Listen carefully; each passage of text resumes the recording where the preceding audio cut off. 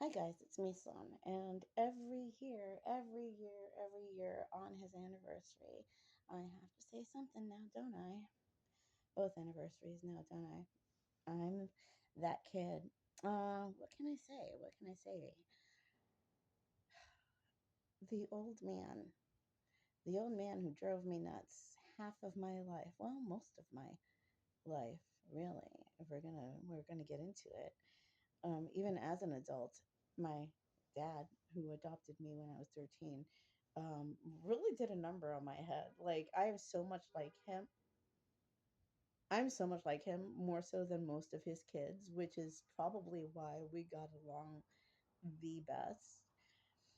But as the years go by, I don't know. It's kind of a bittersweet anniversary for me because every year, as a tradition, every year I used to host Thanksgiving, and on Thanksgiving it would be my big last smoke out. I'd smoke up with my friends and my family, and we eat a lot of food, and then I'd quit smoking. Boom. March 23rd would come along, and I'd smoke for my first joint with him for his birthday, for the old man's birthday. And I'd get high with him, and that was our birthday tradition every year. And since the old man's been gone, it's been kind of hard to stay sober from November to March without something really to look forward to, which was smoking with the old man. I'm kind of like uh, uh, my brain works on a reward based system. So if I have a reward hanging over me saying, okay, well, if you do this for this long and you have this over here to look forward to, then you can do it. So I'm like, okay, I can do it. I can do it. Until then, yay. Now my brain is like, why bother? So yeah, there's that. So I haven't done it, and I didn't do it this year, which I was supposed to because I promised it was kind of like a thing, but I didn't do it. I will try to do it this year. But you know, I tried last year, and we see how this is going. Um, Probably because my surgery is coming up, and I'm trying to smoke before my surgery. Marijuana, not cigarettes. I'm not smoking cigarettes. Um, uh, Before my surgery because I'm not allowed to smoke cigarettes before my surgery, and so that's a thing. And yeah, I've been pretty good about not smoking cigarettes so long as I have my weed. Uh, yeah, the old man would be chuckling about this whole scenario right now. I miss him. I miss him, but I don't just miss him on his anniversaries. I miss him every single day. And I hear his voice inside of my head every time I'm about to do something stupid. I'll hear him chuckle, or encourage me because that's the type of relationship we had. Or I would hear him saying, "Is that what you really want to go to jail for?" Something dad like. And but on these days, it's tougher. I will say that. And so, if you got him on the 23rd, lift them and smoke them, babes, because if there was ever someone to toast, that would be what you would toast him with. And so there's that. The man was a local legend. I'm not going to name him here, but if you DM me on my socials, I might just give you the information there, and you can look his legend up, and you can raise a blunt to him every year on your own. That being said, the man raised me in some very, very warped ways, and I'm going to tell you the lies he told me growing up because I think these are the ones that I laugh about the most when I think about my dad because he always kind of raised me to be a dude.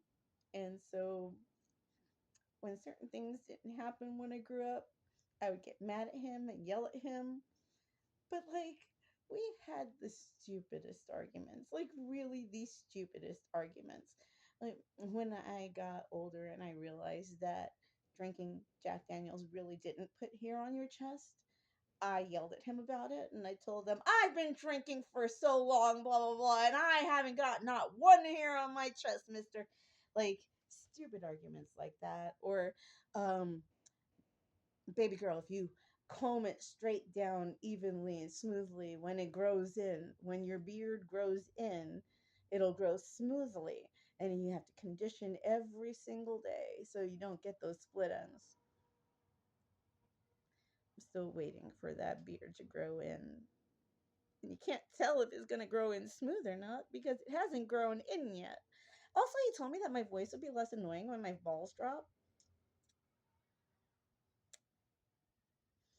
Still waiting on that one.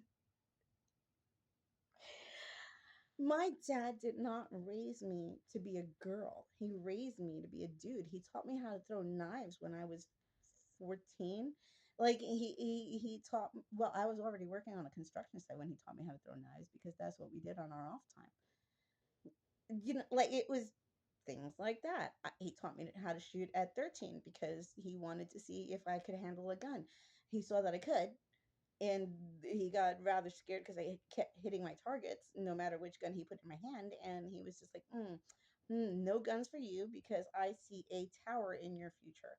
And oh, maybe he was right, maybe he was wrong. We'll never know now because I'm not allowed to play with guns as per his orders. I still, to this day, keep every promise I made to the old man. There are people who sit there and they'll drink Jack Daniels in my house. They wonder why I still have 2 bottles of Jack Daniels here. They're half drank, like bottles of Jack Daniels in my house. Well, why do you still have them if they're half drank? I didn't drink them. I promised the old man that I wouldn't anymore. Since the day I broke up with my boyfriend when I bludgeoned him with a baseball bat, he deserved it for 3 years of naughty, naughty, naughty, naughty behavior. More men like that should run into girls like me. But that day, I happened to have drank a gallon and a half of Jack Daniels, and I used his own baseball bat. So Daddy told me I wasn't allowed to drink that, in his words, devil shit anymore. And so I haven't. And I took it very literally. So instead of taking it as I wasn't allowed to drink anymore as he intended, I took it as I wasn't allowed to drink Jack Daniels anymore. And so, therefore, by the letter of the law, I have kept to my word and I have not drank that devil shit anymore. And so, those bottles are sitting here because one was left by my brother 3 years ago. And every once in a while, some of my family members will come and take a shot, and I'll be like, that's not my bottle, that's his. And every once in a while, someone else will come with a bottle of Jack thinking that, oh, well, you were an outlaw. Here, have a bottle of Jack. And I'm like, I can't drink that. I made a promise when I was 16. So yeah, there's that. Yeah, yeah. I miss the old man. I miss him like crazy. But as much as I miss him, I also know that he's a huge part of me. Like the integral parts of me that work, that make me function as a human being. That all, for the most part, comes from him or was highly nurtured by him.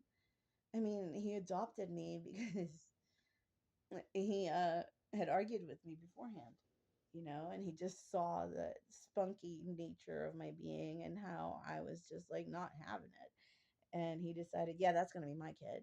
And he fought for me and won. Yeah. So that's my dad. And so happy birthday to him. So raise one, blaze one. And yeah, happy birthday to the old man. And on that note, I will talk to you all soon. Bye.